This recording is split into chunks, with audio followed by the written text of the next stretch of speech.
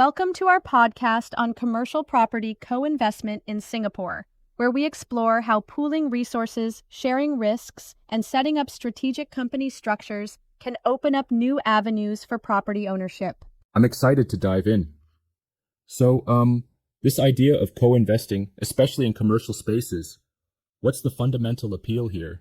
Well, the beauty is in lowering that initial barrier, Rather than having to drop huge sums on a single condominium, investors can come together to create a company that collectively owns commercial property. It's like you and your Yep, partners pooling your funds, thereby sharing the overall liability and risks. it makes sense.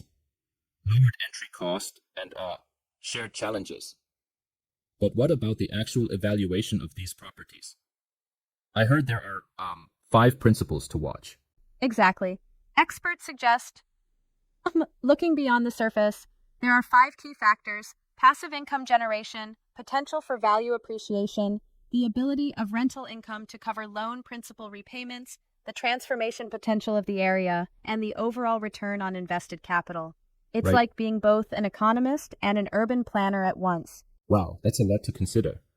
So, you're saying every commercial property investment should be looked at holistically, almost like assessing its diamonds rather than just the rough stone. Absolutely. It's like ensuring you're not just buying a building, but an entire ecosystem influenced by market forces, supply and demand, neighborhood trends, government regulations, lease decay, and, of course, the Uh-huh. property's holding power. Those factors really drive long-term success, right? Right you are. And speaking of driving success, I noticed the concept of the deal maker plays a central role. Oh, yes. The deal maker is kind of like the conductor of the investment orchestra. They source properties, propose deals, and manage the venture, often earning profit shares through what's known as sweat equity, rather than just cash contributions. Yeah, It's a model that totally levels the playing field for those with deep market expertise, even if they're not flush with cash. I get that. But honestly, isn't there a risk when much of the responsibility falls on this one person? What if they don't align with all the investors later? That's a good point. The key here is having a solid shareholders agreement detailing everything, from voting rights to profit sharing and Right? exit strategies. When the framework is clear, the chances for future misunderstanding drop significantly. Fair enough. Now let's talk about the actual properties. The input pointed toward office spaces and strata offices. What's the distinction there? Great question. Office spaces, especially in established markets like Singapore, are seen as relatively stable with lower risk. For instance, the overall office market has shown considerable resilience during economic Yeah. downturns. And then there's strata office units, which are, individual office spaces within larger buildings, kind of like condos. So strata offices have that added scarcity factor, especially in central areas, correct? Exactly. Limited supply in high demand areas makes them enticing. Locations like One Sophia and Golden Mile are highlighted because they offer not only a premium location, but also the potential for strong value appreciation. It's Right. like owning a slice of a high-end pie. I see. And how do investors back these property buys financially? I'm curious about the role of financing and specific hurdles mentioned like loan tenures and LTV ratios. Good point. Financing for commercial property investments is set up with some clear boundaries. Typically, loans have a tenure of up to 25 years. For investment properties, banks may allow up to an 80% loan-to-value ratio, while for owner-occupied ones, it can go up to 90%. But then there's the total debt Yeah. servicing ratio assessment, and for self-employed folks, a roughly 30% haircut on their notice of assessment income. That makes me wonder, how does one enhance loan eligibility? Any strategies highlighted? Definitely. Investors might boost their eligibility by leveraging rental income, pushing for extended loan tenures, and demonstrating liquid assets. Right. Basically, if you can show a steady revenue stream and sufficient assets, banks look more favorably upon granting the necessary financing. That's crucial for such a capital-intensive venture. Now, I know co-investments can sometimes lead to disputes among partners. What does the input say about dispute resolution? Good segue. Disputes, whether they're rooted in management disagreements or future planning, are pretty common. The first line of defense is mediation. There are established bodies like the Singapore Mediation Center and the SISV Dispute Resolution Center to help negotiate conflicts and avoid litigation. But if mediation flounders, a court-ordered forced sale is unfortunately the next step. In that case, the court considers factors like co-ownership structure and individual financial contributions before making a decision, right? Exactly. The legal approach ensures that all parties' contributions and rights are weighed, although it might lead to outcomes such as forced sales if compromises can't be reached. Yeah. It certainly underscores the importance of a meticulous shareholders' agreement right from the start. It's interesting how co-investment not only opens up avenues for affordability, but also brings in layers of complexity regarding agreements and governance. Absolutely. It's a double-edged sword. In one hand, you get diversified risk and reduced financial strain. And on the other, you must navigate, well, the intricacies of corporate governance and dispute resolution. I mean, it's not as simple as buying a single residential unit, is it? Not at all.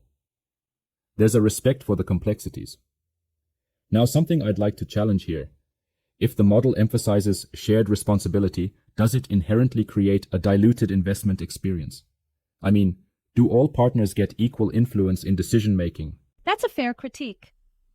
While shared liability makes entry more accessible, it also means decision-making could become, a tug of war if not carefully structured.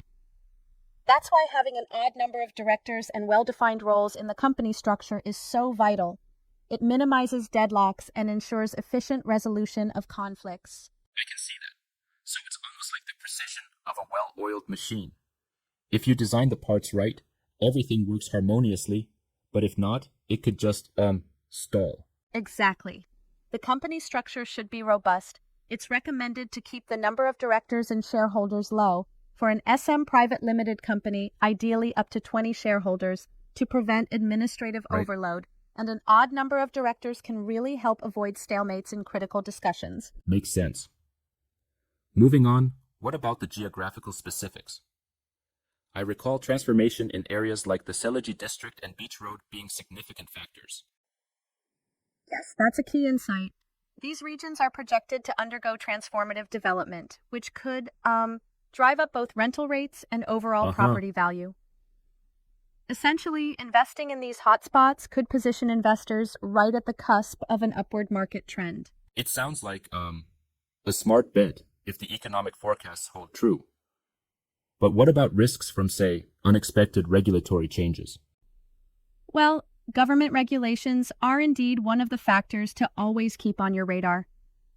The market is influenced by shifts in policy, lease decay, and neighborhood dynamics. So one must always perform due diligence and stay updated on upcoming changes. That way, you're not just investing in a property, but in informed potential. I appreciate that emphasis on due diligence. Now back to financing. What's the big takeaway for investors regarding loans? The main takeaway is to structure your financing with a clear strategy. Calendar out your income streams, understand the TDSR impact, and prepare to pitch your rental projections convincingly. It's not just about getting a loan, but about demonstrating upfront that your investment can genuinely stand on its own financially. And I suppose having a robust financing strategy reassures both banks and your partners in the venture. Exactly. You create a win-win scenario. When lenders see a well-thought-out plan, it supports your application and ultimately streamlines the whole investment process. The key is to be transparent and thorough about your capital and revenue forecasts. This conversation really highlights that commercial property co-investment in Singapore isn't just a financial venture. It's a strategic partnership that blends market insights, legal frameworks, and, dare I say, a bit of entrepreneurial spirit. Spot on. It's a blend of finance, strategy, and shared risk. With careful planning, from company setup and financing tactics to clear dispute resolution mechanisms, investors can transform a seemingly distant dream into a very attainable reality. And it all comes down to detailed preparation and mutual trust among partners. Well, thank you for this deep dive. It's clear that with informed collaboration, co-investment can open up incredible opportunities in Singapore's commercial real estate market. To anyone listening, gather your team, work with experts, and tread carefully but confidently. Absolutely, and thanks for joining us in this discussion today. We hope these insights empower you to navigate the complexities and seize the potential of commercial property co-investment. Until next time, keep planning, stay informed, and, take bold steps forward.